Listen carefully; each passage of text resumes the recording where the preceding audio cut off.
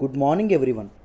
ఈరోజు మన వరల్డ్ హిస్టరీలో నెక్స్ట్ టాపిక్ మనం మాట్లాడుకునే ముందు ఒక్కసారి మన ఇన్స్టిట్యూట్లో ఆఫర్ చేసే యూపీఎస్సీ కోర్సెస్ అనేవి డిస్కస్ చేద్దాం. చూడండి, the flagship course offered at our institute is UPSC infinity.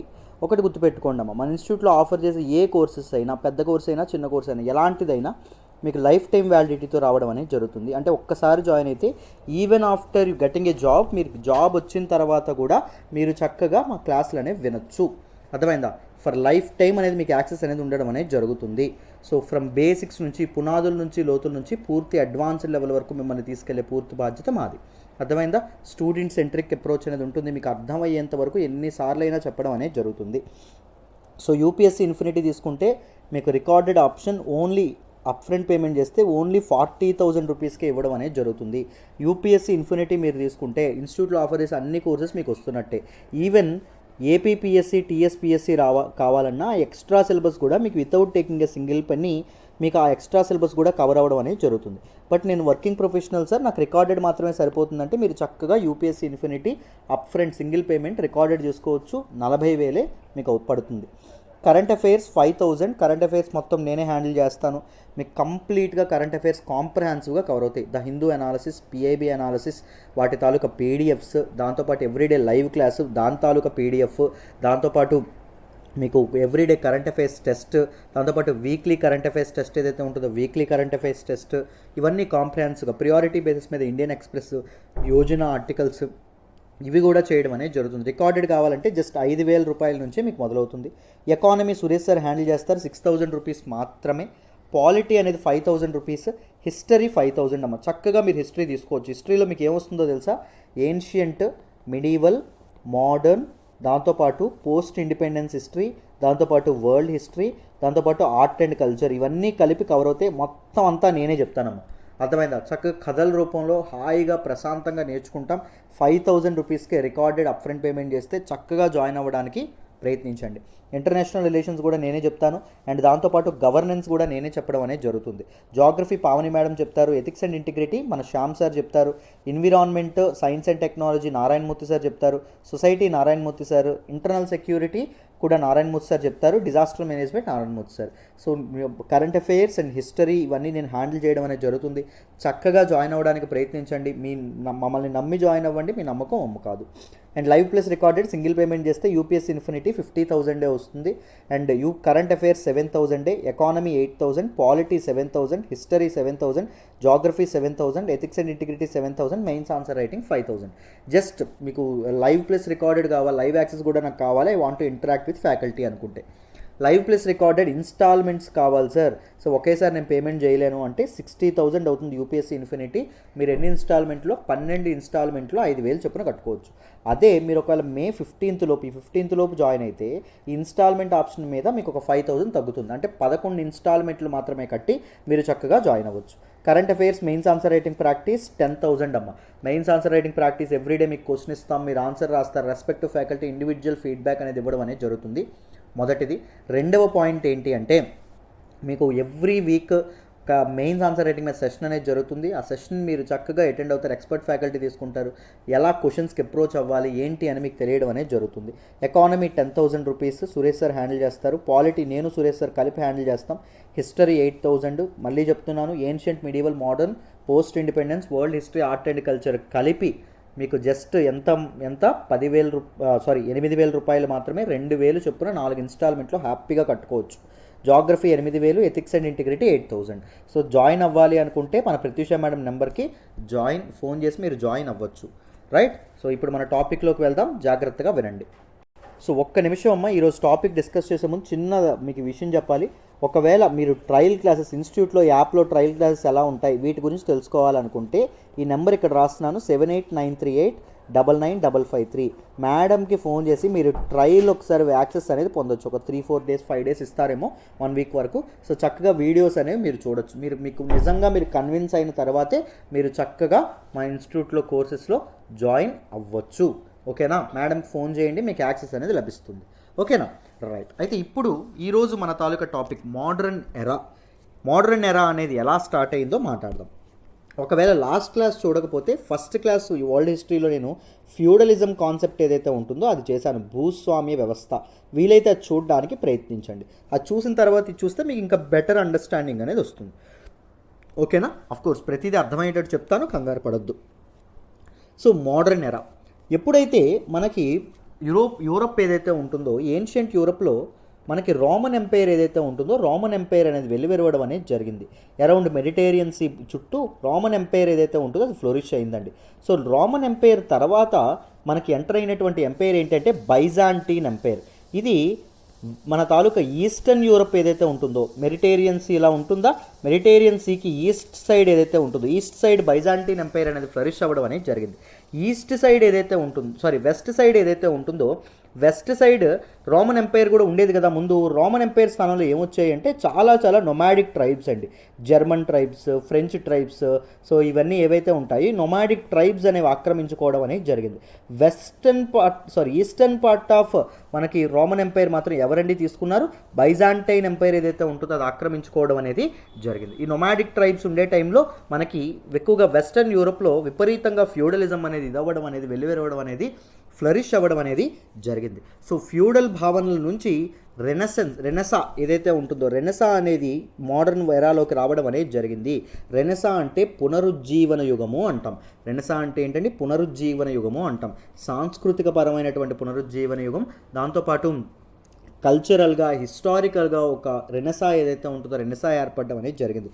People యొక్క మైండ్స్ అనేవి ఎవాల్వ్ అవ్వడం అనేది జరిగింది. ఏం జరిగిందో చూద్దాం, జాగ్రత్తగా వినండి. The modern period ushered the end of the age of faith and the beginning of the age of reason.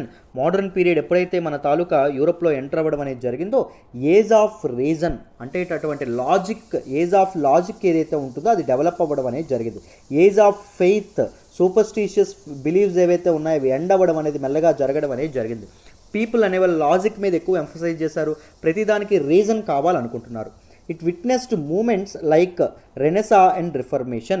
రెనెసా and reformation పునరుజ్జీవన యుగం, రిఫర్మేషన్ అంటే సంస్కరణలండి. సో ఇలాంటివి ఏవైతే ఉంటాయో అవి యూరోప్లో పుట్టుకురావడం అనేది జరిగింది. అప్పటి వరకు ఉన్నటువంటి ఒక మొనోటోనస్ లైఫ్ స్టైల్ నుంచి ప్రజలు ఒక సాంస్కృతిక పునరుజ్జీవనంలోకి, రెనెసాలోకి అడుగు పెట్టడం అనేది జరిగింది. సో పీపుల్ యొక్క లైఫ్ స్టాండర్డ్స్ అనేవి మెరుగుపడుతూ రావడం అనేది జరిగింది.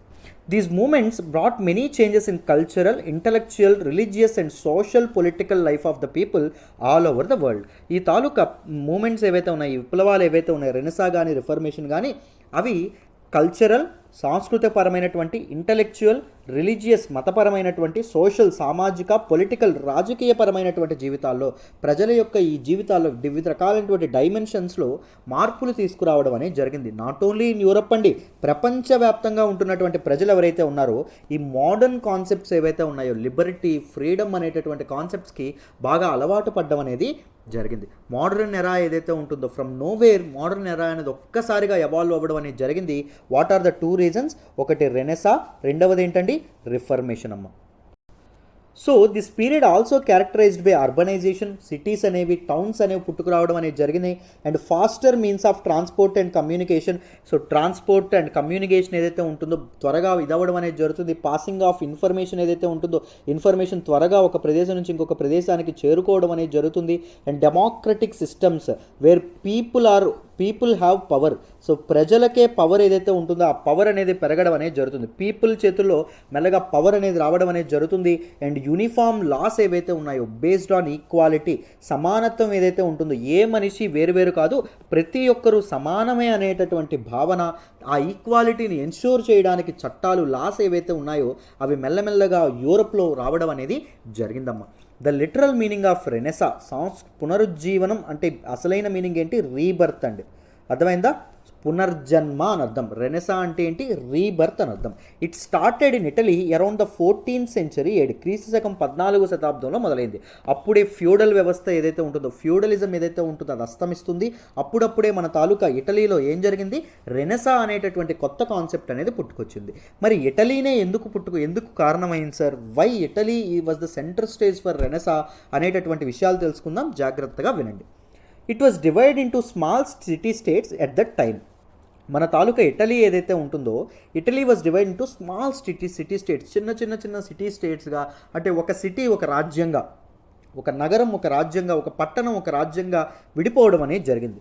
Many of them were built on the ruins of ancient Roman buildings. Ancient Roman buildings ఏవైతే ఉన్నాయో, నేను చెప్పాను కదా ఫస్ట్ ఏన్షియంట్ కింగ్డమ్ ఏంటి, రోమన్ ఎంపైర్ ఏదైతే ఉంటుందో రోమన్ ఎంపైర్. రోమన్ ఎంపైర్ ఎక్కడ ఉండేది, మెడిటేరియన్ సీకి చుట్టుపక్కల ప్రాంతం మొత్తం ఉండేది. కానీ తర్వాత ఏమైంది, రోమన్ ఎంపైర్ అనేది డిక్లైన్ అవ్వడం అనేది జరిగింది. సో రోమన్ ఎంపైర్ రెండుగా విడిపోయిందండి. సో మన తాలూకా western side of Roman empire ఏదైతే ఉంటుందో, నొమాడిక్ ట్రైబ్స్ ఎవరైతే German tribes and French tribes వీళ్ళు ఆక్రమించుకుంటే, ఈస్టర్న్ సైడ్ ఎవరు తీసుకున్నారు, బైజాంటైన్ ఎంపైర్ ఏదైతే ఉంటుందో బైజాంటైన్ ఎంపైర్ రావడం అనేది జరిగింది. అందుకే బైజాంటైన్ ఎంపైర్ని ఇంకొక పేరు ఏంటి అంటే ఈస్టర్న్ రోమన్ ఎంపైర్ అని కూడా పిలవడం అనేది జరుగుతుంది. ఏమని జరుగుతుంది, eastern Roman empire. Roman empire కానీ బైజాంటైన్ ఎంపైర్ కానీ మధ్యధరా సముద్రం ఏదైతే ఉంటుందో, మెడిటరేనియన్ సీ ఏదైతే ఉంటుందో దాని పరివాహక ప్రాంతాల్లో ఏర్పడడం అనేది జరిగిందమ్మ. సో రోమన్ బిల్డింగ్స్ యొక్క రూయిన్స్ పైన, శిథిలాల మీద ఒక అద్భుతమైనటువంటి స్మాల్ సిటీ స్టేట్స్ అనేవి అప్పటి ఇటలీ ప్రాంతం ఏదైతే ఉంటుందో అక్కడ పుట్టుకు రావడం అనేది జరిగిందన్నమాట. నెక్స్ట్ చూడండి, the geographical position of Italian cities made dum great trading and intellectual centres. So మన తాలూకు ఇటాలియన్ సిటీస్ యొక్క జోగ్రఫికల్ లొకేషన్ అమ్మ, అందువల్ల అవి ఏం జరిగాయి, గ్రేట్ ట్రేడింగ్ సెంటర్స్గా, గ్రేట్ ఇంటలెక్చువల్ సెంటర్స్గా ఏర్పడ్డాయి. ఎందుకు, ఈస్ట్ సైడ్ వస్తున్నటువంటి ట్రేడ్ కానీ మనకి వెస్ట్ సైడ్ వస్తున్నటువంటి ట్రేడ్కి కానీ సెంటర్ పాయింట్గా ఇటలీ ఏదైతే ఉంటుందో, ఇటలీ అనేది ప్లేస్ ఉండడం అనేది జరిగింది. More over the position of Italian cities such as Venice made dum centres of trade and intellectual cross roads. So intellectuals ఎవరైతే ఉన్నారో, వివిధ సిద్ధాంతాలు థీరీస్ పట్టుకొని వెళ్తున్నటువంటి, ఒక ప్రాంతం నుంచి వేరొక ప్రాంతానికి తీసుకెళ్తున్నటువంటి వాళ్ళు ఎవరైతే ఉన్నారో వాళ్ళకి వెనైస్ లాంటి ప్రదేశాలు ఏవైతే ఉన్నాయి, వెనైస్ లాంటి ప్రదేశాలు అనేవి ఒక సెంటర్ పాయింట్గా ఉన్నాయి. Even they are centres for trade. వర్తక వ్యాపారాలు ఏవైతే ఉంటాయో వాటికి కూడా ట్రేడ్ సెంటర్స్ లాగా ఈ తాలూకా ఇటాలియన్ సిటీస్ ఏవైతే ఉన్నాయో ఉండడం అనేది జరిగింది. అందుకే దాని జాగ్రఫికల్ లొకేషనే రెనెసా అనేది ఇటలీలో పుట్టడానికి కారణం అవ్వడం అనేది జరిగింది. Many great ideas along with wealth were brought by merchants from far corners of the globe. So ప్రపంచంలో ఉన్నటువంటి వివిధ రకాలైనటువంటి ప్రదేశాల నుంచి from every corner of the world మనకి ఐడియాస్ ఏవైతే ఉన్నాయో, ఐడియాస్ కానీ లేకపోతే దాంతోపాటు rational and reason, logic, wealth, ఇవన్నీ మన తాలూకా ఇటలీకి అందరూ మోసుకురావడం అనేది జరిగింది. Italy became the centre stage for this particular renaissance and reformation అమ్మ. The new form of political and social organization gave political freedom and sustainable atmosphere for academic, artistic and cultural advancement. So new form of political and social organization, ఇవి అప్పుడప్పుడే పుట్టుకొస్తున్నటువంటి సామాజిక పరమైనటువంటి, ఆర్థిక పరమైనటువంటి institutions ఏవైతే ఉన్నాయో they gave political freedom. Like renaissance and reformation అనేవి political freedom అనేది, రాజకీయ పరమైనటువంటి స్వేచ్ఛని కల్పించడం అనేది జరిగిందండి. దాంతోపాటు అకాడమీషియన్స్ ఎవరైతే ఉన్నారో, ఆర్టిస్టులు ఎవరైతే ఉన్నారో, కల్చరల్ డెవలపర్స్ ఎవరైతే ఉన్నారో వాళ్ళకు ఒక అద్భుతమైనటువంటి అట్మాస్ఫియర్, ఒక మంచి వాతావరణం అనేది ఇదవ్వడం అనేది జరిగింది. Because people were very free now. People స్వేచ్ఛగా థింక్ చేయడం మొదలుపెట్టారు. పీపుల్ స్వేచ్ఛగా వాళ్ళ తాలూకు ఐడియాస్ ఒకరితో ఒకరు షేర్ చేసుకోవడం కూడా మొదలు పెట్టడం అనేది జరిగింది. With the introduction of renaissance and reformation people had more leisure time for study and other activities. So feudal వ్యవస్థలో ఏముండేది, ఫ్యూడలిజంలో మీ అందరికీ నేను ఆల్రెడీ చెప్పాను, భూస్వామ్య వ్యవస్థలో ఏం జరిగేది, ఒక తాలూకా లార్డ్ ఉంటారు, ఆ లార్డ్కి చుట్టుపక్కల ఒక ల్యాండ్ అనేది ఉండడం అనేది జరుగుతుంది. ఏముంటుంది, ల్యాండ్ అనేది ఉండడం అనేది జరుగుతుంది.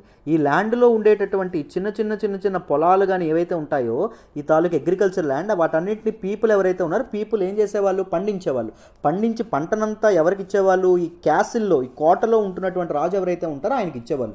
ఆయన కొద్దో గొప్ప ఈ తాలూకా పీజెంట్స్ ఎవరైతే, రైతులు ఎవరైతే ఉంటారో వాళ్ళకి పంచిపెట్టేసేవాళ్ళు అన్నమాట.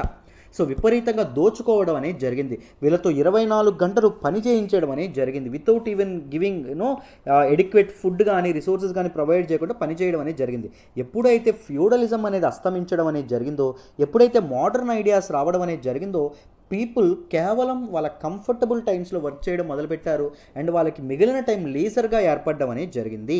లీజర్ టైం అనేది పుట్టుకురావడం అనేది జరిగింది. ఎందుకంట for studies and other activities, చదువుకోవడానికి అండ్ మిగిలినటువంటి activities like cultural development, artist, లేకపోతే పెయింటింగ్స్, లేకపోతే మ్యూజిక్, ఇలాంటివన్నీ ఒక్కసారిగా డెవలప్ అవ్వడం అనేది జరిగింది because of the leisure time. Next చూడండి, this was also a period of great economic expansion. ఇదే టైంలో ఆర్థిక వ్యవస్థ కూడా విపరీతంగా మెరుగవ్వడం అనేది జరిగింది. Many commercial and financial techniques were developed for the trade practices like book keeping, bills of exchange and public debt. So many financial techniques ఏవైతే ఉన్నాయో అప్పుడప్పుడే పుట్టుకురావడం అనేది జరిగింది. బుక్ కీపింగ్ అంటే ఏంటంటే లెక్కలు రాసుకోవడం అమ్మ. Bills of exchange and public debt ఏదైతే ఉంటుందో, గవర్నమెంట్ యొక్క అప్పు ఏదైతే ఉంటుందో, ఇలాంటి సిస్టమ్స్ అనేవి పుట్టుకురావడం అనేది జరిగింది. అర్థమైందా? బిల్ ఆఫ్ ఎక్స్చేంజ్ అంటే ఏంటంటే, అంటే మనం షాప్లో ఏవైనా కొనుక్కుంటాం కదా, కొనుక్కుంటే మనకు బిల్ ఇస్తారా, అలాంటి బిల్. సో ఆ సిస్టమ్స్ అనేవి పుట్టుకురావడం, మోడర్న్ ఫినాన్షియల్ టెక్నిక్స్ అనేవి పుట్టుకురావడం అనేది జరిగింది. This enabled Italy to become the centre of renaissance. Italy అనేది సెంటర్ ఆఫ్ రెనెసా, ఒక ప్లాట్ఫామ్, రెనెసాకు ఒక సెంటర్ స్టేజ్ అవ్వడానికి ఇవన్నీ కారణాలు, ఈ ఫ్యాక్టర్స్ అన్నీ కల్మినేట్ అవ్వడం అనేది జరిగింది, ఉపయోగపడడం అనేది జరిగింది. The major developments of this time were the revival of urban life, new towns and cities పుట్టుకురావడం వల్ల అర్బన్ లైఫ్ రివైవ్ అయింది. Commerce based on private capital. So capital అనేటటువంటి పదానికి, క్యాపిటల్ అనేటటువంటి ఒక కాన్సెప్ట్కి ఎక్కువ ఇది రావడం అనేది జరిగింది, ఎక్కువగా ఎంఫసైజ్ చేయడం అనేది జరిగింది, ఇంపార్టెన్స్ రావడం అనేది జరిగింది పెట్టుబడి అనేటటువంటి పదానికి. అక్కడి నుంచే మెల్లమెల్లగా ఫ్యూడలిజం నుంచి అభివృద్ధి చెందింది క్యాపిటలిజం ఏదైతే ఉంటుందో, క్యాపిటలిజం అనేది పుట్టుకురావడం అనేది జరిగింది. ప్రైవేట్ క్యాపిటల్, ప్రైవేట్ ఇండివిజువల్స్ ఎవరైతే ఉన్నారో వాళ్ళు పెట్టుబడి పెట్టడం అనేది మొదలుపెట్టారు. బ్యాంకింగ్ వ్యవస్థ ఏదైతే ఉంటుందో అది రావడం అనేది జరిగింది. సో ఒక దగ్గర సర్ప్లస్గా ఉండేటటువంటి రిసోర్సెస్ ఇంకొక డెఫిసిట్ ఉండేటటువంటి పీపుల్ ఎవరైతే ఉంటారో వాళ్ళకి ఇవ్వడం అనేది మొదలుపెట్టారు. అంటే బ్యాంకులు డిపాజిట్లు సేకరించి ఎవరికైతే డబ్బులు కావాలో వాళ్ళకి లోన్ల రూపంలో ఇవ్వడం కూడా మొదలైంది. Formation of nation states. So nationalism అనేటటువంటి భావన, జాతీయవాదం ఏదైతే ఉంటుందో, అంటే మేమంతా ఒక దేశానికి సంబంధించిన వాళ్ళం, ఇటలీ అంతా ఒక భావన, జర్మన్స్, ఫ్రెంచ్ వాళ్ళు, ఈ నేషనలిజం అనేటటువంటి భావన చిన్న చిన్న స్టేట్స్ ఏవైతే ఉంటాయో అవి పుట్టుకురావడం అనేది జరిగినాయి. Explorations to find new roots and territories and development of vernacular literature. So new roots ఏవైతే ఉన్నాయో, ట్రేడ్ రూట్స్ ఏవైతే ఉన్నాయో, కొత్త ట్రేడ్ రూట్స్ కోసం ఈ తాలూకా నావిగేటర్స్ ఎవరైతే ఉన్నారో వాళ్ళందరూ చాలా ప్రయత్నాలు అనేవి మొదలుపెట్టారు. సముద్రానికి పడవలు వేసుకొని వెళ్ళడం అనేది, ఈ సముద్ర మార్గాలు ఏవైతే ఉంటాయో కనుక్కోవడానికి ప్రయత్నించడం అనేది, న్యూ టెరిటరీస్ని కనుక్కోవడానికి ప్రయత్నించడం అనేది మొదలుపెట్టారు. Development of vernacular language. So local language ఏదైతే ఉంటుందో, అప్పటి వరకు రోమన్ టైంలో ఉండేటటువంటి లాంగ్వేజ్, అప్పటి వరకు ఫ్లోరిష్ అయినటువంటి రాజభాషగా లాటిన్ ఉండేదండి. కానీ లాటిన్ కాకుండా వెర్నాక్యులర్ లాంగ్వేజెస్ ఏవైతే ఉంటాయి, లైక్ ఇటాలియన్ కానీ, జర్మన్ కానీ, ఫ్రెంచ్ కానీ, స్పానిష్ కానీ, ఇలాంటి లాంగ్వేజెస్, భాషలు ఏవైతే ఉంటాయో పుట్టుకురావడం అనేది జరిగిందండి. ఈవెన్ ప్రింటింగ్ ప్రెస్ ఏదైతే ఉంటుందో, ప్రింటింగ్ ప్రెస్ మామూలుగా మన తాలూకా వార్తాపత్రికలు ఏవైతే ఉంటాయో, పుట్టుకొచ్చే వార్తాపత్రికలు కూడా వెర్నాక్యులర్ లాంగ్వేజెస్లో తమ వార్తల్ని ప్రచురించడం అనేది మొదలుపెట్టాయమ్మా. So this new mercantile society, this new trading society ఏదైతే ఉంటుందో, ఇట్ వాజ్ లెస్ హైరార్కల్. ఫ్యూడలిజంలో హైరార్కీ అనేది ఉండేది. మొదట కింగ్ ఉండేవాళ్ళు, తర్వాత లార్డ్స్ ఎవరైతే ఉంటారో లార్డ్స్, తర్వాత నైట్స్ ఎవరైతే ఉంటారో నైట్స్. ఫ్యూడలిజం చూస్తే మీ అందరికీ అర్థం అవుతుంది. నైట్స్ ఎవరైతే ఉంటారో నైట్స్, తర్వాత పీజెంట్స్ ఎవరైతే ఉంటారో పీజెంట్స్. ఇలా మనకు ఒక స్ట్రిక్ట్ హైరార్కీ అనేది ఉండడం అనేది జరిగింది. ఇక్కడ హైరార్కీ అనేది లెస్ అయింది. వెర్టికల్ మొబిలైజేషన్ ఏదైతే ఉంటుందో, వెర్టికల్ మొబిలైజేషన్ పెరగడం అనేది జరిగింది. ఇఫ్ హీజ్ ఎ పీజెంట్, ఆయన రైతు అయినప్పటికీ ఆయనకు ఒకవేళ మంచి పవర్ అనేది ఉందనుకోండి, మంచి వ్యాపారం చేసి బాగా సంపాదించాడు అనుకోండి, ఆయన సొసైటీలో హయ్యర్ క్లాస్కి వెళ్ళేటటువంటి, మొబిలైజ్ అయ్యేటటువంటి అవకాశం కూడా ఆయనకు కల్పించడం అనేది జరిగిందమ్మా. And more concerned with secular objects. లౌకికవాదం ఏదైతే ఉంటుందో, లౌకికవాదం ఆబ్జెక్టివ్స్ ఏవైతే ఉన్నాయో ఇవి రావడం అనేది జరిగింది. అంటే ఒకే మతానికి సంబంధించినటువంటి కాకుండా హ్యూమన్స్, మతం అనేటానికి ఎక్కువ ఎంఫసైజ్ ఇవ్వకుండా హ్యూమన్స్, మనిషి అనేటటువంటి భావన, హ్యూమన్స్ ఎవరైతే ఉంటారో వాళ్ళకి ఎక్కువ ఎంఫసిస్ అనేది రావడం అనేది జరిగిందమ్మా. It was a sharp contrast to the earlier rural tradition bound society. So ఇది కంప్లీట్గా ఇప్పుడు వస్తున్నటువంటి రెనెసా అండ్ రిఫర్మేషన్ తీసుకున్నటువంటి సొసైటీ, సమాజం ఏదైతే ఉంటుందో, ఒకప్పుడు రూరల్ ఏదైతే ఉంటుందో, గ్రామీణ అండ్ దాంతోపాటు ట్రెడిషన్ బౌండ్ సొసైటీ, కొన్ని కట్టుబాట్లు, సంస్కృతులు, సంప్రదాయాలతో ఏర్పడినటువంటి సొసైటీ కంప్లీట్గా విరుద్ధం. సో బ్రేక్ ద రూల్స్ అనేటటువంటి భావన పెరగడం అనేది జరిగింది. సో ఎవరైనా ఏదైనా రూల్స్ చెప్పారనుకోండి, దానికి లాజిక్ ఏంటి అని అడిగేటటువంటి క్వశ్చనింగ్ ఏదైతే ఉంటుందో అది ప్రజలకు పెరగడం అనేది జరిగిందమ్మా. The adventurers and explorers played a significant role in opening a worldwide economic system.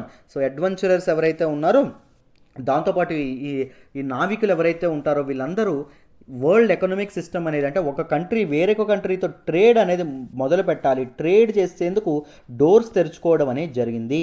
International trade ఏదైతే ఉంటుందో అది కూడా పెరగడం అనేది జరిగిందమ్మా. Many new commodities were brought of from America, Asia and Africa after the discovery of trade routes. Trade routes ఏవైతే ఉన్నాయో, ఈ సముద్ర మార్గాలు ఏవైతే ఉంటాయో, ఈ వాణిజ్య మార్గాలు ఏవైతే ఉన్నాయో కనుక్కున్న తర్వాత అమెరికా నుంచి, ఏషియా నుంచి, ఆఫ్రికా నుంచి యూరప్కి గూడ్స్ ఏవైతే ఉంటాయో రావడం అనేది జరిగింది. People are enjoying much, people are studying, people are using their leisure time ఏదైతే ఉంటుందో వాళ్ళకి ఇష్టమైన పనులు చేసుకోవడానికి ఉపయోగించుకోవడం అనేది జరిగింది. పీపుల్ యొక్క లైఫ్ స్టాండర్డ్, జీవన ప్రమాణాలు ఏవైతే ఉన్నాయో మెరుగుపడడం అనేది జరుగుతుంది. So these goods enriched the life of Europeans and inspired them to develop new ways of producing them in large numbers to make profit.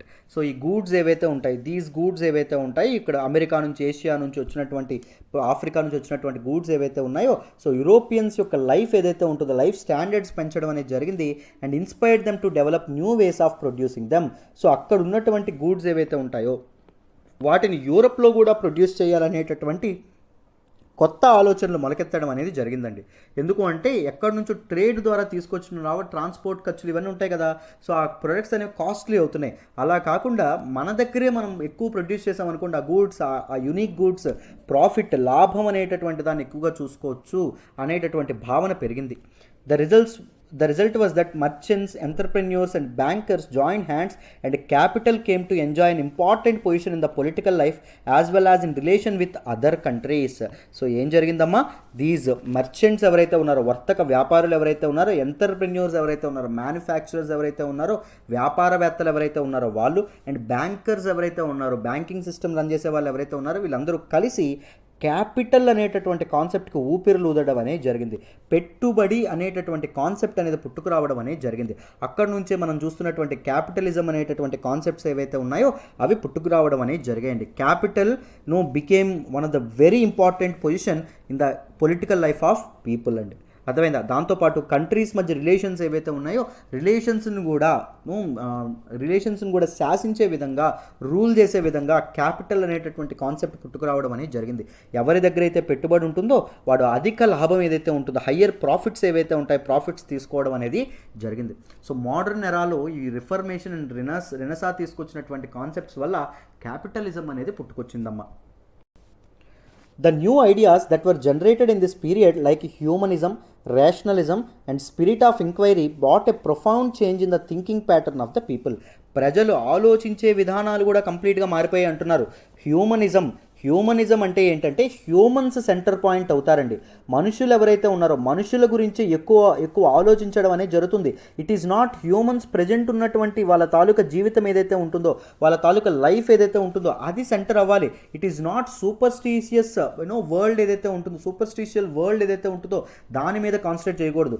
మనుషులు ఆనందంగా బతకాలి, వాళ్ళ జీవితం అంతా సుఖ సంతోషాలతో ఉండాలి, వాళ్ళ లైఫ్ స్టాండర్డ్స్ అనేవి పెరగవాలి. మనిషి కోసం మనిషి ఆలోచించడం అనేది మొదలైంది. దేవతల గురించి లేకపోతే సూపర్స్టిషియస్ బిలీఫ్స్ గురించి కాకుండా రేషనలిజం, లాజిక్ కావాలి, ఒక కారణం వెతుక్కోవాలనేటటువంటి భావన అనేది ప్రతి ఒక్కరికి మొదలవ్వడం అనేది జరిగింది. సో ప్రతి ఒక్కరు ప్రశ్నలు వేయడం అనేది మొదలుపెట్టారు. స్పిరిట్ ఆఫ్ ఇంక్వైరీ, ఇన్ఫర్మేషన్ తెలుసుకోవాలనేటటువంటి ఉత్సుకత, కోరిక బలపడడం అనేది జరిగిందండి. అది పీపుల్ యొక్క థింకింగ్ ప్యాటర్న్లో చేంజ్ తీసుకురావడం అనేది జరిగిందని చెప్తున్నారు. So there was a renowned interest in the cultural achievements of the classical Greek and Roman civilizations. Roman and Greek civilizations ఏవైతే ఉన్నాయి, ఏన్షియంట్ సివిలైజేషన్స్, వాళ్ళు కల్చరల్గా, సాంస్కృతిక ప్రకారంగా వాళ్ళు చేసినటువంటి అచీవ్మెంట్స్, వాళ్ళు తీసుకొచ్చినటువంటి వివిధ రకాలైనటువంటి కళలు, వీటి మీద ఇంట్రెస్ట్ అనేది ప్రజలకు మొదలవ్వడం అనేది జరిగింది. సో హిస్టరీ చదవాలి, చరిత్రని తెలుసుకోవాలనేటటువంటి ఉత్సుకత అనేటటువంటి ఇంట్రెస్ట్ అనేది ప్రజలకు పెరగడం అనేది జరిగింది. Humans became the central concerns of all new scholars. కొత్తగా వచ్చేటటువంటి ఎక్స్పర్ట్స్, స్కాలర్స్ ఎవరైతే ఉన్నారో, ఈ విద్యావేత్తలు ఎవరైతే ఉన్నారో వీళ్ళందరికీ ఎవరండి సెంట్రల్ పాయింట్? హ్యూమన్స్ లైఫ్ అనేది అద్భుతంగా గడపాలి, వాళ్ళు సుఖ సంతోషాలతో ఫ్లరిష్ అవ్వడం, అద్భుతంగా ఆనందంగా ఉండడం అనేది కావాలి. ఇది పెరగడం అనేది జరిగింది. They believed in the creative potential of the human beings and the right to seek joy and pleasures in their world it self. So ఏం చేశారు, they believed in the creative potential of the human beings. ఈ human beings యొక్క creative సృజనాత్మకత ఏదైతే ఉంటుందో సృజనాత్మకత and the right to seek joint pleasure in this world it self. ఇప్పుడు వాళ్ళు బతుకుతున్నటువంటి ప్రపంచంలోనే వాళ్ళు అద్భుతమైనటువంటి ప్లెజర్స్, ఆనందాన్ని పొందాలి. సో మనకి మామూలుగా it is exactly opposite to the church అండి. చర్చ్ ఏమంటుంది, వరల్డ్లీ ప్లెజర్స్ ఏవైతే ఉన్నాయో అవన్నీ దూరం చేసుకుంటే తర్వాత మనం చనిపోయిన తర్వాత మనం ఎక్కడికైతే వెళ్తామో అక్కడ ఆనందకరమైనటువంటి జీవితం గడుపుతామో అంటారు. ఎక్కడో మనకి తెలియని చోట ఆనందకరమైనటువంటి జీవితం గడుపుతామో లేదు ఎవరికి తెలుసు. సో అని చెప్పి ఏం చేస్తారు, in this world it self, ఎక్కడైతే మనం బతుకుతున్నామో ఈ ప్రపంచంలోనే మనం అద్భుతమైనటువంటి ఆనందంతో ప్లెజర్స్తో బతకాలని చెప్పి మనకి ఈ మోడర్న్ స్కాలర్స్ ఎవరైతే ఉంటారో వీళ్ళు చెప్పడం అనేది జరిగింది. Humanism, rationalism and spirit of enquiry లాంటి కాన్సెప్ట్స్ ఏవైతే ఉన్నాయో అవి పుట్టుకు రావడం అనేది జరిగిందమ్మా. This was the contrary to the belief of the medieval church which opposed worldly pressures. So మన తాలూకా చెప్పాను కదా, మిడీవల్ చర్చ్ మిడీవల్ టైమ్స్లో చర్చ్ ఏదైతే ఉంటుందో, మిడీవల్ టైమ్స్లో ఈ తాలూకా చర్చ్ కానీ పాస్టర్లు కానీ బిషప్స్ కానీ ఎవరైతే ఉన్నారో వాళ్ళ తాలూకా బిలీఫ్, నమ్మకం ఏదైతే ఉంటుందో దానికి కంప్లీట్గా విరుద్ధమైనటువంటిది ఇదండి. వాళ్ళు ఏం నమ్ముతారు, వరల్డ్లీ ప్రెజర్స్ని అపోజ్ చేయాలి, వరల్డ్లీ ప్రెజర్స్ అనేవి ఉండకూడదని నమ్ముతారు. కానీ ప్రజలకి మామూలుగా ఈ స్కాలర్స్ ఏం నమ్ముతారు, ప్రజలు ఈ జన్మలోనే అద్భుతంగా బతకాలి, జాయ్ అండ్ ప్లెజర్స్ అనుభవించాలని నమ్ముతారు. This respect for human beings encouraged interest in art, history, language, literature, ethics etcetera. So ఈ తాలూకా పీపుల్ ఎవరైతే ఉన్నారో, హ్యూమన్ బీయింగ్స్ మనుషులు ఎవరైతే ఉన్నారో ఆర్ట్ని, కళలని, హిస్టరీ చరిత్రని, లాంగ్వేజ్ భాషల్ని, లిటరేచర్ ఈ తాలూకా లిటరేచర్ ఏదైతే ఉంటుందో literature, ethics and morals values ఏవైతే ఉంటాయో వీటిని మెల్లగా అందరూ చదువుకోవడం అనేది జరిగిందమ్మా. The spirit of humanism also found expression in the field of art and literature. So humanism అనేటటువంటి భావన ఆర్ట్ అండ్ లిటరేచర్ ఏదైతే ఉంటుందో దీనిలో కూడా దాని తాలూకా ఎంఫసిస్ అనేది పెరగడం అనేది జరిగిందమ్మా. అర్థమైందా? So art and expression, art and లిటరేచర్లో కూడా పీపుల్ ఎవరైతే ఉన్నారో పీపుల్ కాన్సన్ట్రేట్ చేయడం అనేది మొదలుపెట్టారు. The greatest achievements of renaissance artist were in the field of paintings. Renaissance artist very very important line, జాగ్రత్తగా గుర్తుపెట్టుకోండి. రెనెసా టైంలో గ్రేటెస్ట్ అచీవ్మెంట్ ఏంటంటే పెయింటింగ్స్ అండి. Painters studied the anatomy and proportions of the human body. Human body యొక్క anatomy, human body యొక్క structure, human body యొక్క ఇదేదైతే ఉంటుందో షేప్ ఏదైతే ఉంటుందో దాన్ని and proportions of human body, A taluka part ఎంత ప్రపోర్షన్లో ఉందనేటటువంటి ఇది వాళ్ళు క్యాలిక్యులేట్ చేసి అద్భుతమైనటువంటి పెయింటింగ్స్ ఏవైతే ఉన్నాయో వాటిని వాళ్ళు తీసుకురావడం అనేది జరిగింది. So they wanted the human beings to be painted in realistic form and proportion. Human బీయింగ్స్ని వాళ్ళు ఎలా ఉంటారో రియలిస్టిక్ ఫామ్ ఏదైతే ఉంటుందో చెప్పాను కదా, this is a hidden concept of humanism అండి. హ్యూమన్సే సెంటర్ పాయింట్, హ్యూమన్సే అన్నీ అని అనుకునేటటువంటి భావన. సో రియలిస్టిక్ ఫామ్లో, రియలిస్టిక్ ప్రపోర్షన్లో మన తాలూకా హ్యూమన్స్ ఎవరైతే ఉంటారో వాళ్ళ బొమ్మలు గీయడం అనేది మొదలైందమ్మా. Some of the outstanding artist were Leonardo da Vinci కానీ, లేకపోతే మిషెలాంగెలో కానీ, లేకపోతే రఫేల్ కానీ, లేకపోతే బొటిసెలి కానీ, లేకపోతే తీషియన్ కానీ, దీస్ ఆర్టిస్టులు ఎవరైతే ఉన్నారో ఈ ఆర్టిస్టులు అనేవి రెనెసా టైంలో పుట్టుకురావడం అనేది జరిగింది. Even in the field of sculpture artist began to make free standing statues. So శిల్పాలు కూడా అద్భుతంగా ఫ్రీ స్టాండింగ్, మనుషులు ఎలా అయితే ఉంటారో అలా ఫ్రీ స్టాండింగ్ అంటే ఏంటి అంటే ఇక్కడ మీకు నగ్నంగా, అర్థమైందా, నెక్గా నిల్చునేటటువంటి స్టాట్యూస్ ఏవైతే ఉన్నాయో పుట్టుకురావడం అనేది జరిగింది. ఎవరు సిగ్గుపడలేదు అలాంటి బొమ్మలు ఏవైతే ఉంటాయి, శిల్పాలు ఏవైతే ఉంటాయి వాటిని తయారు చేయడానికి.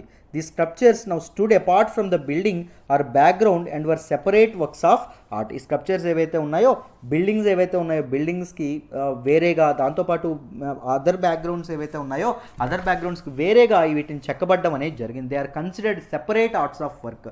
శిల్పాలు ఏవైతే ఉన్నాయో ఈ కళని కూడా పీపుల్ ఎవరైతే ఉంటారో పీపుల్ ఎంకరేజ్ చేయడం అనేది జరిగింది, along with literature, along with art, along with paintings and all. ఓకేనా? చూడండి, the first great Renaissance sculptor was Donatello. ఎవరండి? Donatello. He made the statue David. ఇక్కడ ఉండేటటువంటి డేవిడ్ అనేటటువంటి స్టాట్యూ చూడండి నగ్నంగా ఉండడం అనేది జరుగుతుందమ్మ. అర్థమైందా? This is the statue of David. ఇలాంటి స్కల్ప్చర్స్ ఏవైతే ఉన్నాయో వీటిని కూడా ఏర్పాటు చేయడం అనేది జరిగింది. Next, the renaissance spirit also marks the rise of nationalism in Europe. Renaissance వల్ల నేషనలిజం అనేటటువంటి భావన కూడా పుట్టుకురావడం అనేది జరిగింది. మెనీ చిన్న చిన్న స్టేట్స్, ముఖ్యంగా జర్మన్స్ అని, ఫ్రెంచ్ వాళ్ళని, పోర్చుగల్ అని, దాంతోపాటు మన తాలూకా స్పెయిన్ అనేటటువంటి చిన్న చిన్న నేషన్స్ ఏవైతే ఉన్నాయో పుట్టుకురావడం అనేది జరిగింది. People now began to free themselves of medieval religious restrictions and bonds అండి.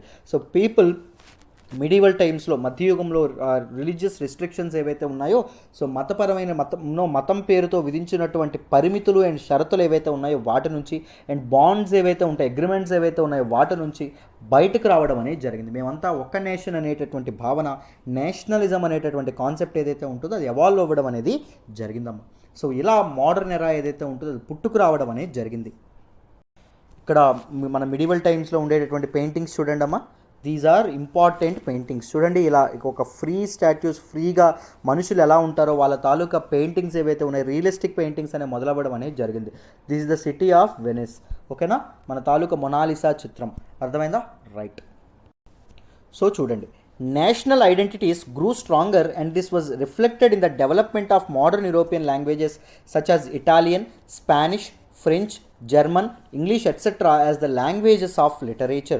సో నేషనల్ ఐడెంటిటీస్ ఏవైతే ఉన్నాయో పెరగడం అనేది, మేమంతా ఒక దేశానికి సంబంధించిన వాళ్ళం అనేటటువంటి భావన, మేమంతా ఒకటి, we are united by our nation అనేటటువంటి భావన, జాతీయవాదం అనేటటువంటి భావన పుట్టుకురావడం అనేది జరిగింది.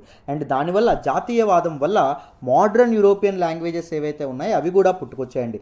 ఇటాలియన్ ఏదైతే ఉంటుందో, ఇటాలియన్ కానీ, స్పానిష్, ఫ్రెంచ్, జర్మన్, ఇంగ్లీష్ లాంటి లాంగ్వేజెస్ ఏవైతే ఉన్నాయో ఇవన్నీ లాంగ్వేజెస్ ఆఫ్ లిటరేచర్గా మారాయి. Apart from Latin and Greek ఏవైతే ఉంటాయో, లాటిన్ అండ్ గ్రీక్ కాకుండా. సో ఈ ఏన్షియంట్ లాటిన్ అనేది రోమన్ లాంగ్వేజ్, గ్రీక్ అనేది గ్రీకుల యొక్క లాంగ్వేజ్. సో ఇవి కాకుండా కొత్త లాంగ్వేజెస్ ఏవైతే ఉన్నాయో అవి పుట్టుకురావడం అనేది జరిగింది. వెర్నాక్యులర్ లాంగ్వేజ్ అనేది వచ్చిందండి. Now the writers used local languages in poetry. మన తాలూకా కవితల్లోని పోయిట్రీ ఏదైతే ఉంటుందో, poetry, drama, prose etcetera instead of Latin. Prose అంటే గద్యం అంటామండి, అంటే మన తాలూకా కథలు లాంటివి ఏవైతే ఉంటాయో వాటిల్లో కానీ, పద్యం, మా పోయిట్రీ అంటే పద్యాలండి, వీటిల్లో కూడా లోకల్ లాంగ్వేజెస్ వాడడం అనేది మొదలుపెట్టారు. ఇన్స్టెడ్ ఆఫ్ లాటిన్, లాటిన్కి బదులు, రోమన్ లాంగ్వేజ్ అనేటువంటి లాటిన్కి బదులు. The works of Renaissance authors became accessible to large number of people due to the use of vernacular languages and the introduction of printing press. So Renaissance authors ఎవరైతే ఉన్నారో, Renaissance టైంలో ఉండేటటువంటి scholars ఎవరైతే ఉన్నారో వాళ్ళు రాసినటువంటి పుస్తకాలు కానీ, వాళ్ళ తాలూకా రైటింగ్స్ కానీ చాలా ఎక్కువ మందికి యాక్సెసిబుల్ అవ్వడం అనేది జరిగింది. Because they were being return in vernacular languages కాబట్టి, ప్రజలు కామన్గా మాట్లాడుకునేటటువంటి భాషలు కాబట్టి. ఎప్పుడైనా ఒక ఐడియలిజం అనేది, ఒక ఐడియాలజీ అనేది స్ప్రెడ్ అవ్వాలి అంటే language plays a very important role అండి.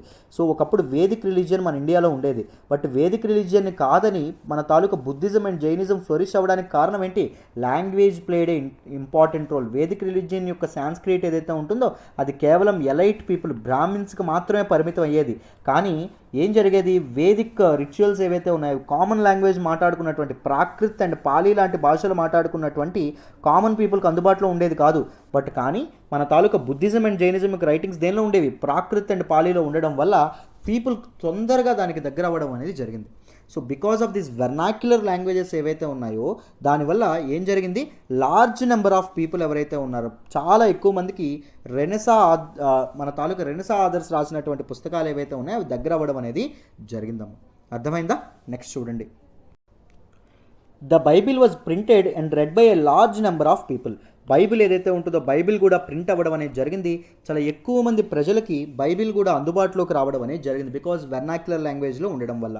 Several works that were produced in modern European languages were Dante's divine comedy, Erasmus in praise of folly, and మన తాలూకా Machiavelli's the prince and Cervantes Don Quixote ఏవైతే ఉంటాయో these are important writings and important works in మన తాలూకా renaissance, age of renaissance ఏదైతే ఉంటుందో ఆ టైంలో.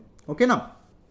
Two major developments took place in the history of Europe towards the latter part of the Renaissance. Renaissance యొక్క latter part ఏదైతే ఉంటుందో, Renaissance విజృంభిస్తుండేటటువంటి టైంలో ఇంపార్టెంట్ డెవలప్మెంట్స్ అనేవి జరగడం అనేది జరిగింది యూరోప్లో.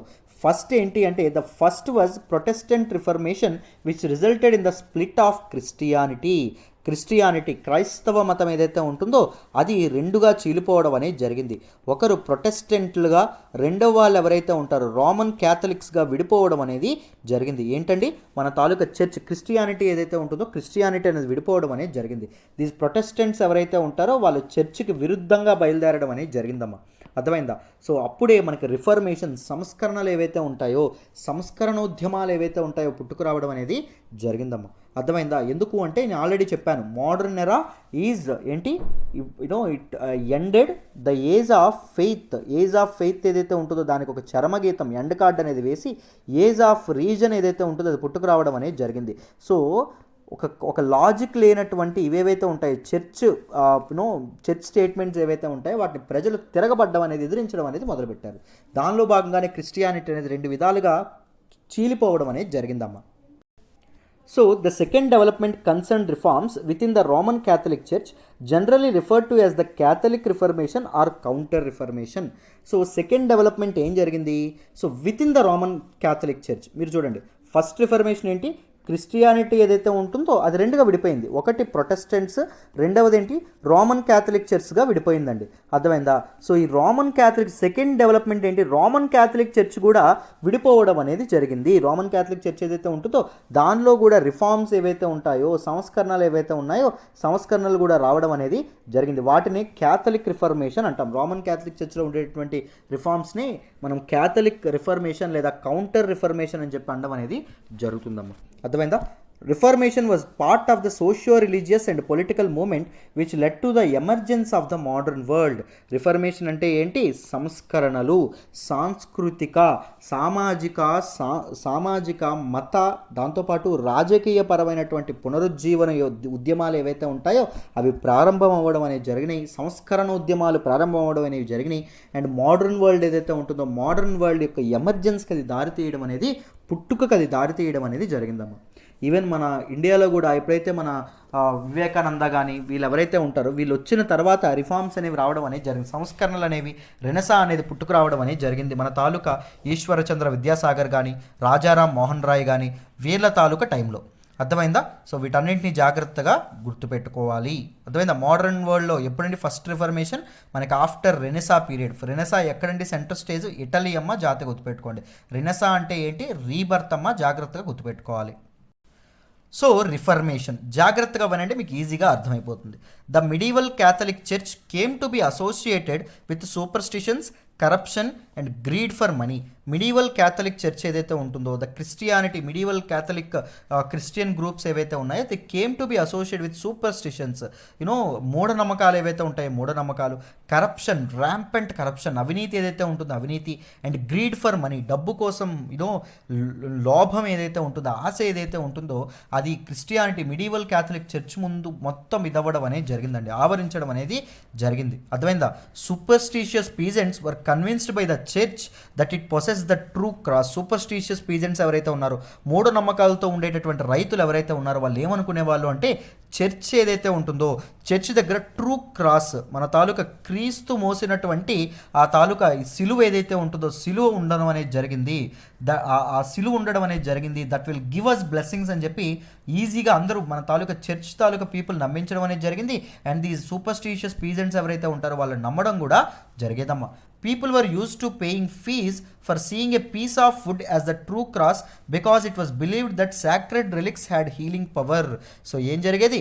పీపుల్ ఎవరైతే ఉన్నారో, ప్రజలు ఎవరైతే ఉన్నారో, just a piece of wood, that is cross ఏదైతే ఉంటుందో, ఆ సిలువ ఏదైతే ఉంటుందో దాన్ని చూడడానికి ఎక్కువ మొత్తంలో చర్చికి డబ్బులు కట్టడం అనేది జరిగేదమ్మా. విపరీతంగా ఎక్స్ప్లాయిట్ చేయడం అనేది జరిగింది. ప్రజల యొక్క నమ్మకాల మీద దోచుకోవడం అనేది జరిగింది. Because it was believed that sacred relics, relics అంటే ఏంటి అంటే పురాతనమైనటువంటి ఏన్షియంట్ టైమ్స్లో ఉండేటటువంటి ఒక వస్తువు అని అర్థం.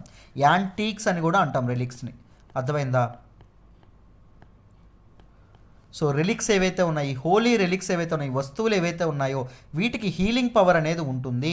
అర్థమైందా? సో ఏది వ్యాధినైనా నయం చేసేటటువంటి ఇది ఉంటుంది. దాంతోపాటు పాపాలు ఏవైతే ఉంటాయో మనం చేసినటువంటి పాపాలే దూరం చేసుకునేటటువంటి హక్కు అవసరం, ఇది కూడా శక్తులు కూడా వాటికి ఉంటాయని చెప్పి ఎక్కువ మొత్తంలో పే చేసి చర్చిలు ఏవైతే ఉన్నాయో చర్చిలను సందర్శించే వాళ్ళు ఎవరండి? మన తాలూకా పీపుల్ ఎవరైతే ఉంటారో, పీజెంట్స్ ఎవరైతే ఉంటారో, పూర్ పీజెంట్స్ ఎవరైతే ఉంటారో వాళ్ళు. So, the church laid more emphasis on blind faith than reason as it was the means to extract money from the devotees. భక్తుల నుంచి డబ్బులు ఏవైతే ఉంటాయో డబ్బులు విపరీతంగా లాక్కోవడానికి బ్లైండ్ ఫెయిత్ ఏదైతే ఉంటుందో, గుడ్డి నమ్మకాలు ఏవైతే ఉంటాయో వాటి మీద ఎక్కువ ఇంపార్టెన్స్, ఎక్కువ ఎంఫసైజ్ అనేది చేయడం అనేది జరిగింది. కానీ రీజన్ మీద చేసేవాళ్ళు కాదండి, లాజిక్ మీద మాత్రం చేసేవాళ్ళు కాదు, ఇంక్వైరీ మీద చేసేవాళ్ళు కాదు.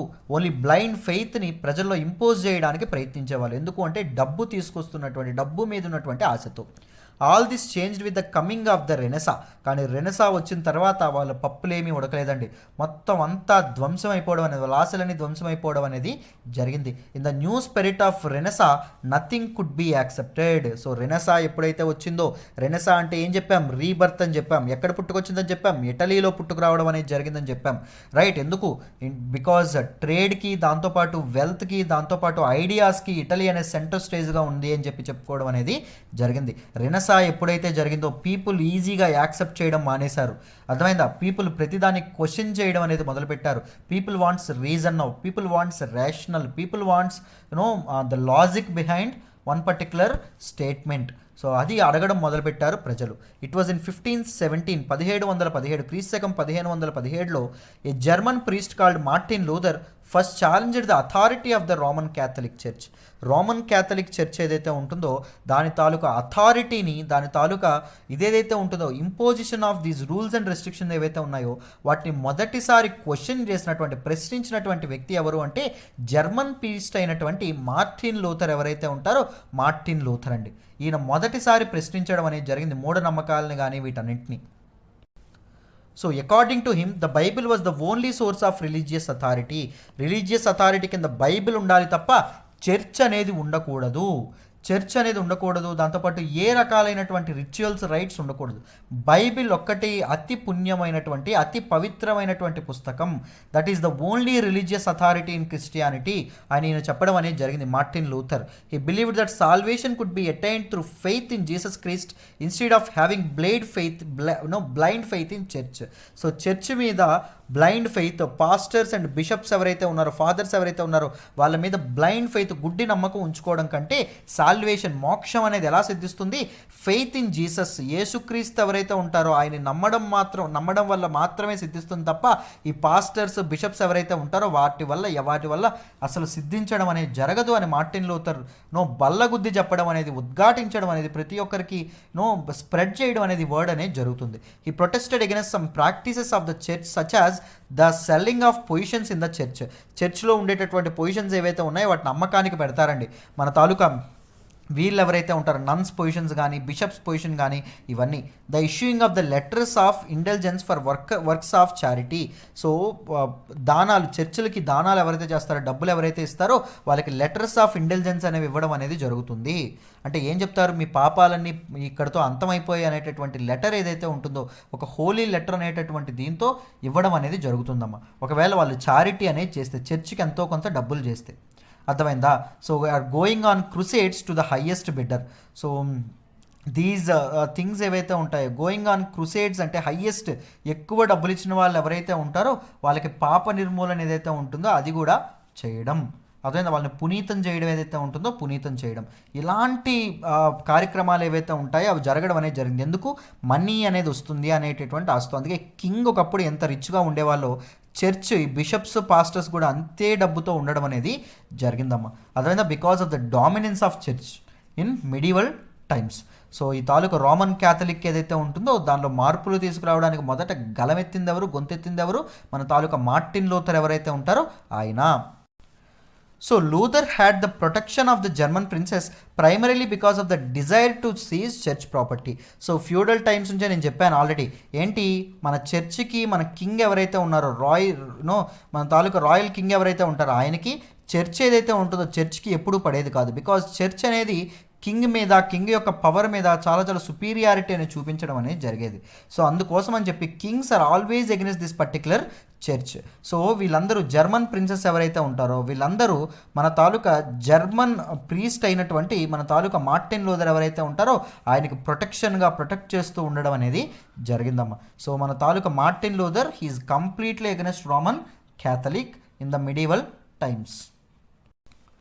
So but on 3rd January 1521, 1721లో he was excommunicated by Pope Leo after ఈ refuse to stop writing against the చర్చ్కి ఎగెనెస్ట్గా ఆయన ఎప్పుడైతే రాయడం మొదలుపెట్టారో, సో మీ తాలూకా నమ్మకాలను యూజ్ చేసుకొని డబ్బులు సంపాదించుకుంటున్నారు, లేకపోతే మీ తాలూకా సూపర్స్టిషియస్ ఫీలింగ్, బ్లైండ్ ఫెయిత్ ఏదైతే ఉంటుందో దానివల్ల వీళ్ళు డబ్బులు చేసుకుంటున్నారు, లెటర్స్ ఆఫ్ ఇంటెలిజెన్స్ లాంటివి ఇవ్వడం అనేది జరుగుతుంది.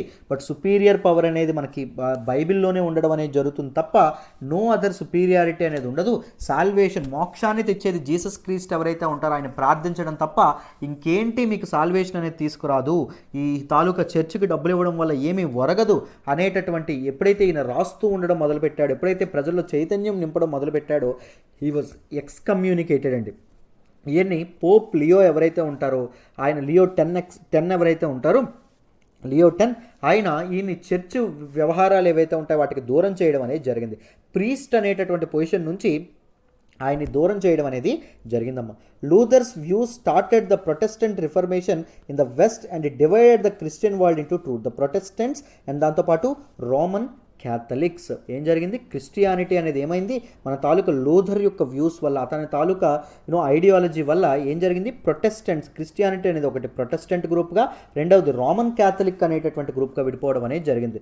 దీస్ ప్రొటెస్టెంట్ పీపుల్ ఎవరు, ప్రతిదాన్ని క్వశ్చన్ చేయడం అనేది మొదలుపెట్టారు. చర్చిని ప్రొటెస్ట్ చేసేవాళ్ళు, చర్చి తాలూకా అథారిటీ మీద ఎగెనెస్ట్గా ప్రొటెస్ట్ చేసేవాళ్ళు, క్వశ్చన్ చేసేవాళ్ళే ప్రొటెస్టెంట్స్. రోమన్ క్యాథలిక్స్ ఎవరు, పోప్ బిషప్స్ ఎవరైతే ఉంటారో వాళ్ళ మాటల్ని గుడ్డిగా నమ్మేవాళ్ళు రోమన్ క్యాథలిక్స్ అమ్మ. According to him, Christians must win salvation by following Christ and not by buying letter of indulgence. So letter of intelligence, చర్చికి డబ్బులు కట్టడం ద్వారా లెటర్ ఆఫ్ ఇంటెలిజెన్స్ అంటే ఏంటి, మీకు పాపాలు అనేవి మీకు అసలు ఏమీ లేవు, పాపాలు అనేవి తొలగిపోయాయి అని చెప్పి పోప్ ఇచ్చేటటువంటి ఒక లెటర్. అర్థమైందా, ఈ లెటర్ కావాలంటే డబ్బులు ఇవ్వాల్సి రావడం అనేది జరిగింది. సో ఇలా మీరు డబ్బులు ఇచ్చినంత మాత్రాన మీకు పాపాలు అనేవి తీరిపోవడం అనేది జరగదు. ఓన్లీ ఫాలోయింగ్ క్రీస్ట్, యేసు ప్రభువుని ప్రార్థించడం ద్వారా మాత్రమే మీకు మోక్షం అనేది సిద్ధిస్తుంది అని చెప్పి మార్టిన్ లూథర్ ఎవరైతే ఉంటారో ఆయన చెప్పడం అనేది జరిగిందమ్మా. So though the reform movement in England was influenced by Lutheran ideas. So ఇంగ్లాండ్లో రిఫార్మ్ మూమెంట్ ఏదైతే ఉంటుందో, ఈ సంస్కరణలు ఏవైతే ఉన్నాయో, ఈ సంస్కరణ ఉద్యమాలు ఏవైతే ఉంటాయో, they were influenced by Lutheran ideas. Martin Luther యొక్క ఐడియాస్తో ఇన్ఫ్లుయెన్స్ అయినప్పటికీ ఈ రిఫర్మేషన్ ఏదైతే ఉంటుందో, the English reformation occurred as a direct result of king Henry VIII's efforts to divorce his first wife Catherine Aragon. ఇక్కడ కింగ్ హెన్రీ VIII ఎవరైతే ఉన్నారో ఈయనకి మొత్తం ఎంతమంది భార్యలు అంటే 6 వైఫ్స్ అండి. సో అందులో మొదటి భార్య ఎవరు అంటే మన తాలూకా క్యాథరిన్ అరాగాన్ ఎవరైతే ఉంటారో, క్యాథరిన్ ఆఫ్ అరాగాన్. ఈవిడ ఎవరు అంటే కింగ్ హెన్రీ VIII యొక్క ఎల్డర్ బ్రదర్ ఎవరైతే ఉంటారో వాళ్ళ తాలూకా వైఫ్. ఎవరండి, ఎల్డర్ బ్రదర్ ఎవరైతే ఉంటారో వాళ్ళ తాలూకా వైఫ్. కింగ్ హెన్రీ VIII ఎవరైతే ఉన్నారో ఆయన 16 ఏళ్ల టైంలో 16 ఇయర్స్ అప్పుడు థ్రోన్కి రావడం అనేది జరుగుతుంది. సో సింహాసనాన్ని అధిష్ఠించడం అనేది జరుగుతుంది. అధిష్ఠించినటువంటి 6 వారాల్లోగా అంటే 6 వీక్స్, నెలన్నరలోగా ఈవిడ్ని పెళ్లి చేసుకుంటాడు. ఎవరు, క్యాథరిన్ ఆఫ్ అరాగాన్. ఈవిడ ఆల్రెడీ ఈవిడ బ్రదర్ తాలూకు వైఫ్ అని చెప్పాం కదా. ఏం జరుగుతుందంటే ఈ బ్రదర్ అనేవి ఆయన చనిపోవడం అనేది జరుగుతుంది. వేటకెళ్ళి మన తాలూకా బేర్స్ ఏవైతే ఉంటాయో, ఎలుగుబంటి ఏదైతే ఉంటుందో అటు దాటికి మన తాలూకు ఈయన చనిపోవడం అనేది జరుగుతుంది. కింగ్ హెన్రీ VIII యొక్క బ్రదర్ చనిపోవడం అనేది జరుగుతుంది. So she is the widow. Catherine of Aragon ఎవరైతే ఉన్నారో ఈ బ్రదర్ని పెళ్లి చేసుకున్నటువంటి విడో. సో ఆవిడ్ని తమ్ముడైనటువంటి వ్యక్తి మన తాలూకా కింగ్ హెన్రీ తన వదిన్నే పెళ్లి చేసుకోవడం అనేది జరుగుతుందండి. ఏ టైంలో తనకి సింహాసనాన్ని అధిష్ఠించినటువంటి 6 వారాల్లోగా. కానీ ఏం జరుగుతుంది అంటే చూడండి, మనకి ఈయనతో మొత్తం ఈవిడతో 32 ఇయర్స్ ఏవైతే ఉంటాయో అవి గడుపుతాడు. ఫుల్గా చాలా ఇదైనప్పటికీ, ఎన్నో ప్రయత్నాలు జరిగినప్పటికీ ఈయన మగ సంతానం అనేది పుట్టదు. చాలాసార్లు ఆవిడ గర్భవతి అవుతుంది, కానీ ఆ గర్భం కోల్పోవడం అనేది జరుగుతుంది. ఈ రాజుగా ఈయన మగ సంతానం, తనకి ఎయిర్ ఏదైతే ఉంటుందో, సక్సెసర్ ఎవరైతే ఉంటారో ఆయన కావాలి.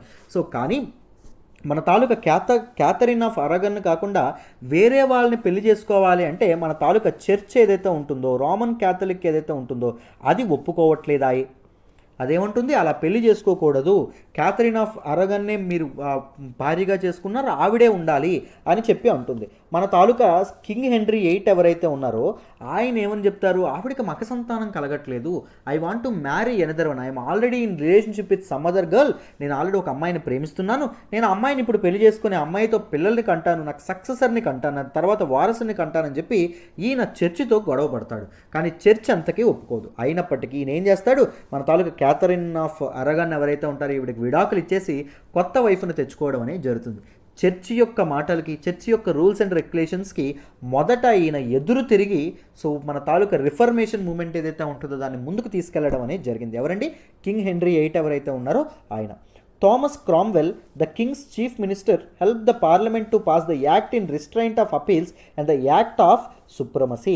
థామస్ క్రామ్వెల్ మన తాలూకా కింగ్ యొక్క చీఫ్ మినిస్టర్ ఎవరైతే ఉన్నారో, ప్రైమ్ మినిస్టర్ ఎవరైతే, ప్రధానమంత్రి ఎవరైతే ఉన్నారో ఆయన ఏం చేస్తారు? పార్లమెంటులో, మన తాలూకా ఇంగ్లాండ్ పార్లమెంటులో ఒక యాక్ట్ అనేది, ఒక చట్టం అనేది పాస్ చేయడం అనేది జరుగుతుంది.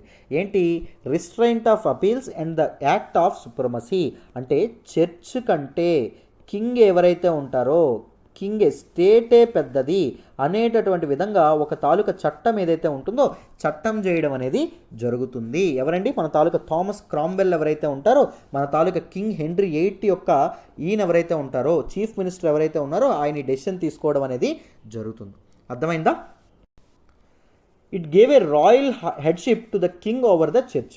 మన తాలూకా కింగ్ ఎవరైతే ఉన్నారో కింగ్కి చర్చ్ కంటే ఎక్కువ సుప్రమసీ అనేది యాక్ట్ ద్వారా రావడం అనేది, చట్టం ద్వారా రావడం అనేది జరుగుతుంది. The king was allowed to marry. ఆయన ప్రేమించినటువంటి అన్ని బాలైన్ ఎవరైతే ఉన్నారో, కామనర్, ఒక సామాన్యురాలు ఎవరైతే ఉంటారో ఆవిడ్ని మన కింగ్ పెళ్లి చేసుకోవడం కూడా జరుగుతుంది. తర్వాత మగ సంతానాన్ని కూడా కండం అనేది జరుగుతుంది. అర్థమైందా? చర్చ్కి ఎగనెస్ట్గా ఆయన వెళ్ళడం అనేది జరుగుతుంది. The reformation prove to be a great upheaval for religious revival. మన తాలూకా రోమన్ క్యాథలిక్ ఏదైతే ఉంటుందో దాని తాలూకా ఆధిపత్యాన్ని ఎదిరిస్తూ మన కింగ్ హెన్రీ VIII తీసుకున్నటువంటి నిర్ణయం ఇది చరిత్రలో నిలిచిపోవడం అనేది జరిగింది. A reform movement also took place within the Catholic church ఏదైతే ఉంటుందో, సెకండ్ చెప్పాను కదా, ఫస్ట్ క్రిస్టియానిటీ ఏదైతే ఉంటుందో, క్రిస్టియానిటీ రెండుగా చీలిపోయింది. మొదట ఎవరు?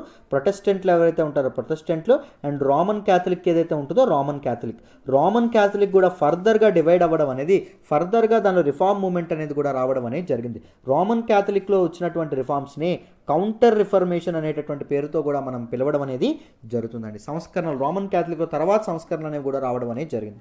It aim to reduce corruption as well as to improve and strengthen Catholic church. So Catholic చర్చ్లో జరుగుతున్నటువంటి ఈ తాలూకా కరప్షన్ ఏదైతే ఉంటుందో, కరప్షన్ అనే దాన్ని తొలగించి క్యాథలిక్ చర్చ్ని స్ట్రెంథన్ చేయాలనేటువంటి ఆలోచనతో ఈ రిఫార్మ్స్ తీసుకురావడం అనేది జరిగింది. It began in Spain where Ignatius Loyola founded the Society of Jesus, which stressed upon the service of God, charity, chastity and missionary work. So స్పెయిన్లో ఈ తాలూకా కౌంటర్ రిఫర్మేషన్ అనేది స్టార్ట్ అవ్వడం అనేది జరిగింది. సో దీని ద్వారా ఏం చేశారు? సొసైటీ ఆఫ్ జీసస్ అనేటటువంటి ఒక ఆర్గనైజేషన్ అనేది ఎస్టాబ్లిష్ అయింది. సో దాని ప్రకారంగా దేవుడికి అండ్ దాంతోపాటు దాన ధర్మాలు, దాంతోపాటు పుణ్యం, దాంతోపాటు మిషనరీ వర్క్స్ ఏవైతే ఉంటాయి, క్రిస్టియన్ మిషనరీ వర్క్స్ ఏవైతే ఉంటాయో ఇలాంటి కార్యక్రమాలు అనేవి పెరగడం అనేది జరిగింది. అండ్ కరప్షన్ లాంటి భూతాలు ఏవైతే ఉంటాయో వాటిని అనగదొక్కడం అనేది జరిగింది because of this counter reformation అమ్మ. So the movement started by Martin Luther spread to other countries of Europe through the efforts of King Henry VIII of England, దాంతోపాటు హుల్డ్రేక్ ద్వింగ్లీ అండ్ దాంతోపాటు జాన్ కెల్విన్ ఎవరైతే ఉంటారో వాళ్ళు, వీళ్ళు ఎవరైతే ఉన్నారో important, Martin Luther and other people, మన తాలూకా king Henry VIII ఎవరైతే ఉన్నారో ఆయన, అండ్ అదర్ హుల్డ్రిక్ గ్విన్లీ ఎవరైతే ఉంటారో ఆయన, జాన్ కెల్విన్ ఎవరైతే ఉంటారో వాళ్ళు, వీళ్ళందరూ కలిసి ఈ రిఫర్మేషన్ మూమెంట్ ఏదైతే ఉంటుంది, రిఫర్మేషన్ మూమెంట్ని యూరోప్లో ఉన్నటువంటి ఇతర దేశాలు ఏవైతే ఉంటాయో వాటికి పాకడంలో, వాటికి స్ప్రెడ్ అవ్వడంలో చాలా చాలా ఇంపార్టెంట్ రోల్ ప్లే చేయడం అనేది జరిగిందమ్మా. And this is all about మన తాలూకా రెనెసా అండ్ రిఫర్మేషన్ అమ్మ. Renaissance and reformation very very important. World హిస్టరీలో మీకు క్వశ్చన్స్ వచ్చేటప్పుడు వీటి మీద చాలాసార్లు క్వశ్చన్ రావడం అనేది జరిగింది. సో జాగ్రత్తగా వీటిని ఫోకస్డ్గా చదువుకోవాలి, మెయిన్స్కి చాలా చాలా ఇంపార్టెంట్. ఐ హోప్ ప్రతి ఒక్కరికి అర్థమైందని అనుకుంటున్నాను. మీకు కంప్లీట్గా దీనిలో జరగడం అనేది యూట్యూబ్లో అప్లోడ్ చేయడం అనేది సాధ్యపడదమ్మా. సో చక్కగా హిస్టరీ అనేది ఇలాగే హ్యాపీగా డీటెయిల్డ్గా మీరు నేర్చుకోవాలంటే నేను చాలా డెప్త్తోనే చెప్తాను. ప్రతిదీ నేర్చుకోవాలనుకుంటే మీరు హిస్టరీ రికార్డెడ్ సెషన్ అయితే జస్ట్ 5000 నుంచే స్టార్ట్ అవుతుంది. దీనిలో హిస్టరీలో మీకు ఏమొస్తాయి? ఏన్షియంట్, మిడివల్, మోడర్న్, దాంతోపాటు పోస్ట్ ఇండిపెండెన్స్, దాంతోపాటు మనకి వరల్డ్ హిస్టరీ, దాంతోపాటు మీకు వచ్చేటటువంటిది ఏంటి ఆర్ట్ అండ్ కల్చర్ కూడా కలిపి రావడం అనేది జరుగుతుంది. ఆలోచించండి, వైజ్ డెసిషన్ అనేది తీసుకోండి. లైవ్ ప్లస్ రికార్డెడ్ అయితే 7000 రూపీస్కే మీకు రావడం అనేది జరుగుతుంది సింగిల్ పేమెంట్ చేస్తే. ఇన్స్టాల్మెంట్స్ అయితే లైవ్ ప్లస్ రికార్డెడ్ 8000 అవుతుంది. 2000 చొప్పున 4 ఇన్స్టాల్మెంట్స్లో కూడా 4 నెలల్లో మీరు చక్కగా కట్టుకోవచ్చు. డీటెయిల్డ్గా చెప్తానండి, ఓకేనా? రైట్. కరెంట్ అఫైర్స్ కూడా కోర్స్ కూడా వీలైతే జాయిన్ అవ్వండి అమ్మా. సో అడ్మిషన్స్ కోసం 7893899553 ఈ నెంబర్కి ఫోన్ చేయండి. ఇక్కడ రాస్తున్నాను చూడండి, 7893899553. ఇది ప్రత్యూష మేడం నెంబర్. ఈ నెంబర్కి ఫోన్ చేసి చక్కగా జాయిన్ అవ్వడానికి ప్రయత్నించండి. మమ్మల్ని నమ్మి జాయిన్ అవ్వండి. మీ నమ్మకం ఒమ్ము కాదు. చక్కగా అద్భుతంగా సాటిస్ఫై అవుతారు. You will never regret. అర్థమైందా? అది గుర్తుపెట్టుకోండి. ఓకేనా? ఎప్పుడైనా మనం ప్రిపేర్ అవ్వాలన్నప్పుడు వెంటనే దూకేయాలి. రైట్. ప్రిపరేషన్ అనేది ఇప్పుడే స్టార్ట్ చేయాలి. సో లేట్ చేయకుండా జాయిన్ అవ్వడానికి ప్రయత్నించండి, మీకు చాలా హెల్ప్ అవుతుంది. రైట్. పర్ఫెక్ట్. మళ్ళీ ఇంకొక వరల్డ్ హిస్టరీ టాపిక్తో నెక్స్ట్ వీడియోలో కలుద్దాం. బాయ్ అమ్మా.